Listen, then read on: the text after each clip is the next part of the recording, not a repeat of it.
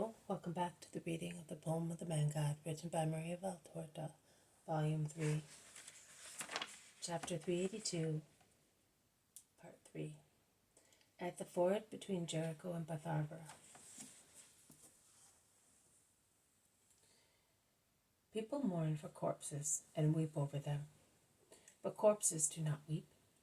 People tremble at the thought that they must die, but they do not worry about living in such a way as not to tremble at the hour of their death. Why do people not mourn for and weep over living corpses, the real corpses, those who have in their bodies, as in graves, dead souls? And those who weep, thinking that their bodies must die, why do they not weep over the corpses they have within themselves? How many corpses I see, and they laugh and joke, but they do not weep over themselves. How many fathers, mothers, husbands, wives, brothers, sons, friends, priests, teachers, I see, who foolishly weep for a son, a wife, a husband, a brother, a parent, a friend, a believer, a disciple who died in clear friendship with God, after a life that was a crown of perfection, and who do not weep over the corpses of the souls of a son, a husband, a wife, a brother, a father, a friend, a believer, a disciple who is dead through vices and sins, and is dead and lost forever unless he repents. Why not try to revive him? That is love, you know. It is the greatest love. Oh, foolish tears for dust, which has become dust, idolatry of affections, hypocrisy of affection. Weep, but over the dead souls of your dearest relatives. Try to bring them to life. And I speak in particular to you women who can influence so much those whom you love. Let us now consider together that wisdom indicates as the cause of death and shame. Do not insult God by misusing the life he gave you, soiling it with evil deeds which dishonor man. Do not insult your parents through behavior that flings mud at their white hair and causes violent sorrow to their last days. Do not abuse those who assist you, so that you will not be cursed for the love you tread upon. Do not abuse those who govern you, because it is not by rebelling against rulers that countries become great and free, but it is through the holy life of citizens that you obtain the assistance of the Lord, who can touch the hearts of rulers or remove them from their places, or even from life, as our history of Israel has shown several times, when they pass all bounds, and especially when the people sanctifying themselves deserve the forgiveness of God, who thus removes the oppressive yoke from the necks of the punished citizens. Do not abuse your wives by putting an affront of adulterous love upon them, and do not abuse the innocence of your children with the knowledge of unlawful love. Live holily in the eyes of those who, both because of their love and of their duty, consider you the person who is to be the example of their lives. You cannot sever your holiness in respect of your closest neighbor from your holiness towards God, because one germinates the other, as the two loves of God and neighbor germinate each other. Be just with your friends. Friendship is a kinship of the soul. It is written, how delightful it is for friends to proceed all together. But it is delightful if they proceed on the path of virtue. Woe to those who pollute and betray friendship by turning it into selfishness, treason, vice, or injustice. Too many are those who say, I love you, to find out their friends' business and exploit the information to their own benefit.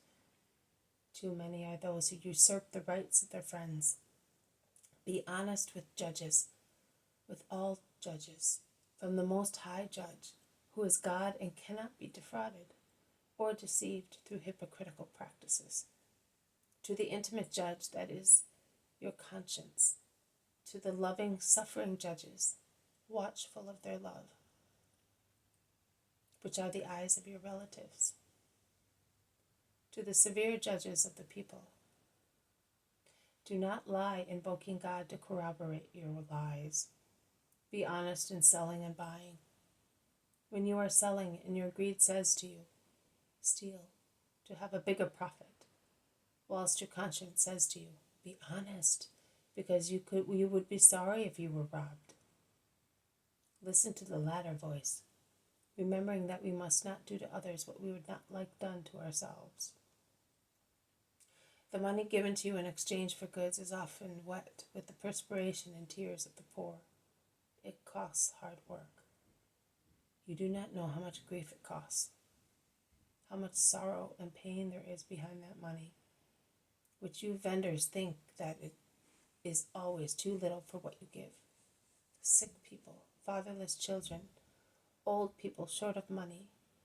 O holy grief and holy dignity of the poor, which the rich do not understand. Why are you not taken into consideration? Why are people honest when selling to the powerful and mighty ones for fear of retaliation, whereas they take advantage of defenseless, unknown brothers? That is rather a crime against love than against honesty itself.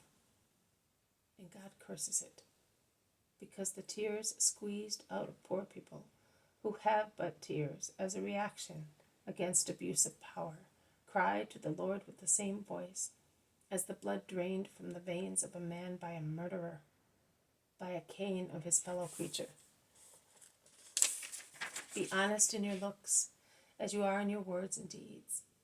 A look given to those who do not deserve it, or denied to those who do deserve it, is like a noose and a dagger. The look that meets the impudent eyes of a prostitute and says to her, "You are beautiful," and replies to her inviting look with assent, is worse than the slip knot for a hanged man. The look denied to a poor relative or to a friend fallen into poverty is like a dagger that pierces the hearts of those unhappy people. And likewise, the glance of hatred or of contempt cast at one's enemy or at a beggar. Enemies are to be forgiven and loved at least with your souls, if your bodies refuse to love them. Forgiveness is love of the Spirit. Not to take revenge is love of the Spirit. A beggar is to be loved because nobody comforts him.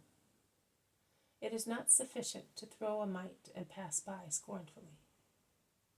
The offering serves for the starving, naked, homeless body, but the pity that smiles an offering, that takes an interest in the tears of the unhappy fellow, is bread for his heart.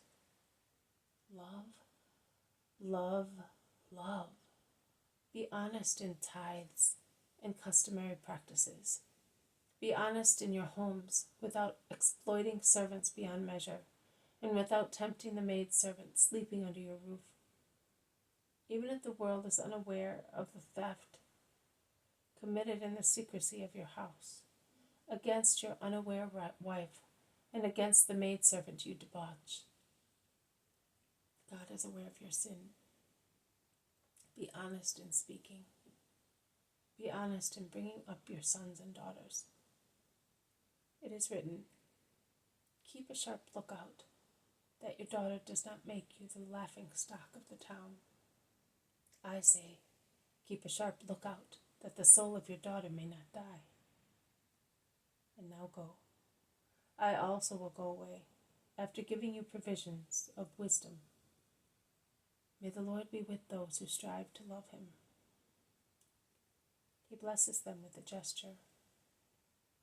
He descends quickly from the fallen tree and takes a lane among the trees going upstream, and soon disappears among the green vegetation. The crowds make comments animatedly with opposing opinions. The unfavorable comments, of course, are made by the few scribes and Pharisees who are among the crowds of humble people.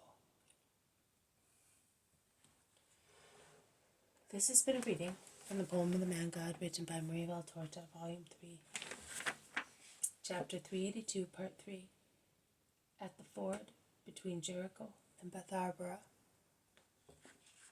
Thank you for listening.